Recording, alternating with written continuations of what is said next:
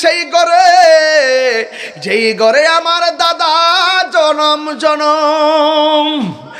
এই জন্য শুধুমাত্র বিসমিল্লাহর ওয়াজ শুরু করলাম। বিসমিল্লাহ যদি ঠিক হয়ে যায় তাইলে ভিতর ঠিক হয়ে যাবে। বিসমিল্লাহ যদি গলদ হয়ে যায় জিন্দেগি বরবাদ হয়ে যাবে। এই জন্য আমার নবী বলেন, আমি ঘরের ভিতরে ঢুকেছি, ঢুকার পর আমি দেখেছি 4টা খুঁটি। জোরে কোন কয়টা? একটা খুঁটির মধ্যে বিসমিল্লাহর মিম আসেনি, বিসমিল্লাহ উপরে। 2 নম্বর খুঁটির মধ্যে আল্লাহ শব্দের হা। 3 নম্বর মধ্যে রহমান শব্দের মিম। 4 নম্বর ভিতরে রহিম শব্দের মিম।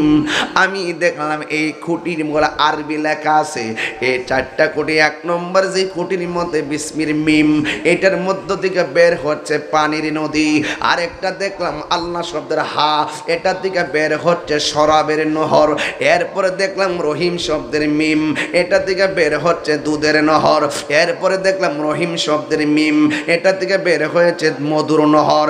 একটা হলো পানি, আরেকটা হলো শরাব, আরেকটা হলো মধু, আরেকটা হলো দুধ। এইভাবে 4টা টেপ থেকে 4 রঙের পানি বের হইতেছে। এবার আমার আল্লাহ ডাক দিয়ে কয়, আমার নবী ডাক দিয়ে কয়, আল্লাহ এই পানিগুলো কোথায় থেকে আসতেছে? এটা যদি 4 রঙের ট্যাপ হবে তাইলে টাঙ্কিটা কোথায়, মানে হলো হাউসটা কোথায়? আল্লাহ ডাক দিয়ে ও বন্ধু, এটা হলো হাউজে কাউসার। ওখান থেকে আমি আল্লাহ 4টা স্পেশাল ট্যাপ বাইর করছি। হাসরের ময়দানে মানুষ যখন নাফসি নাফসি বলেন পাগল হয়ে যাবে, আমার নবী আপনার নবী বলেন, উম্মত রে, হাসরের ময়দানের মাঠটা কিন্তু সাধারণ মাটির মাঠ হবে না। হাসরের মাঠের মাঠটা হবে পুরা মাটির মাটি, পুরা মাটির মাঠ তামা তামা হইয়া যাবে রে।